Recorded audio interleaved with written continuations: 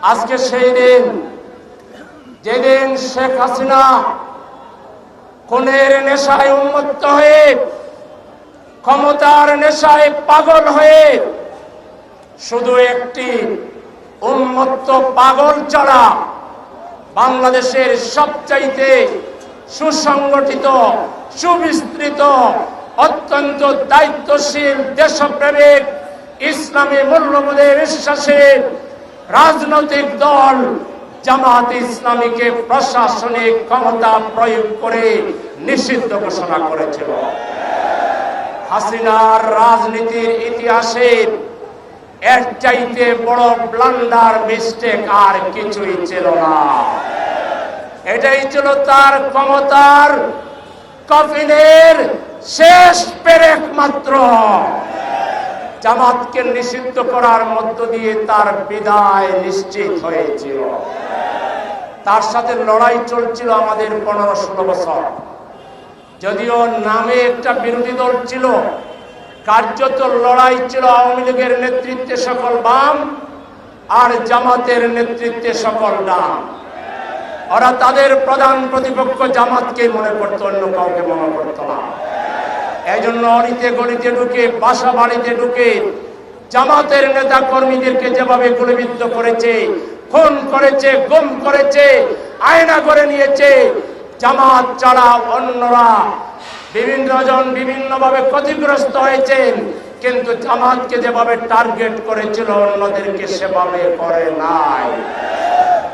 তো তিনি বুঝতে পারেন নাই লড়াই আমরা একটু দীর্ঘ করছিলাম, একটু একটু বেঁকে আসছিলাম, জনগণের মধ্যে আমরা স্থান করে নিচ্ছিলাম।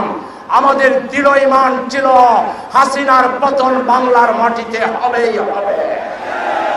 সেজন্য চূড়ান্ত লড়াই জুলাই আন্দোলনের মধ্য দিয়ে হয়েছে, কিন্তু এটা জুলাই দিয়েই শুরু নয়, এটা শুরু হয়েছে আরো আগে থেকে। আর তার চূড়ান্ত পরিণতি হয়েছে জুলাইয়ের মধ্য দিয়ে। এবং এই লড়াইয়ে জামাতের নেতৃত্বে বাংলাদেশপন্থী ডানপন্থীদের চূড়ান্ত বিজয় হয়েছে।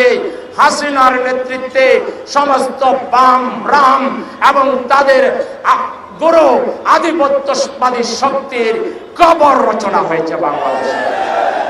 বাংলাদেশে আর আধিপত্যবাদ মাথা চাড়া দিতে পারবেন না। মাথা চাড়া দিয়ে দেওয়ার তো দূরের কথা, তাদের চুল দেখার সাথে সাথে জুলাই যোদ্ধারা 18 কোটি মানুষ শুধু টিল মেরেই ওদের মাথাকে গুড়িয়ে দিবে। বাংলাদেশে কোনো দালালের স্থান হবে না। বাংলাদেশে কোনো বিনদেশীর আধিপত্যবাদ বাংলাদেশে চলবে না। বাংলাদেশ চালাবে বাংলাদেশের 18 কোটি মানুষ। সংগ্রামী ভাইরা আমার, আমরা জুলাইয়ের আগেও এই ঢাকা শহরে হাসিনার তখ্তে তাউজকে কাঁপিয়েছিলাম। আপনাদের মনে আছে? লম্বা সময় লাগবে বলতে গেলে শুধু এটুকু বলি, 2022 সালের 30 ডিসেম্বর যুগপথ আন্দোলনের প্রথম মিছিল ছিল। 2 মহানগরী আলাদা আলাদা মিছিল ছিল। আমরা শহীদ মসজিদের সামনে থেকে জুমার নামাজ পড়ে মিছিলের ডাক দিয়েছিলাম। পুরো মালিবাগ কর্ডন করে ফেলা হয়েছিল। মাঠ থেকে আমাদের বাইরা বলছিল, সেলিম ভাই মিছিল পোস্টপোন করে দেন, আমাদের পক্ষে মিছিল করা সম্ভব হবে না। আমি তখন টিএনটির মসজিদে নামাজ পড়তেছিলাম। আমার সাথে একজন অ্যাডভোকেট এখানে সামনে আছে দেখছি, খালেদ সাইফুল্লাহ তারেক। সে আমাকে হুন্ডা দিয়ে সেখানে নিয়ে যাবে। আমরা নামাজে আল্লাহু আকবার বলবো, ওরে আমি হাত ধরে বললাম এখানে নামাজ পড়বো না, তুমি হুন্ডা স্টার্ট করো। কোথায় যাবেন? আমি বললাম নামাজ ময়দানে গিয়ে পড়বো। আজকে যদি একজনকে রাস্তায় নামতে হয় তাহলে আমি নামবো, আমাকে গ্রেফতার করে নিয়ে যাবে। জামাত কখনো মাথা নত করা জানে না। আমরা গিয়ে শহীদ মসজিদে কোন রকম জামাত পেয়েছিলাম।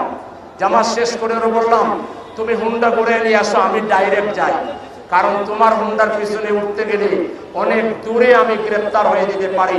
আমি গ্রেফতার হলে অন দি স্পট, যেখানে মিছিলের কর্মসূচি ঘোষণা করেছি এখানেই মিডিয়ার সামনে গ্রেফতার হব, প্রমাণ করব একজন জামাত বেঁচে থাকতে স্বৈরাচারের কাছে আমরা মাথা নত করব না।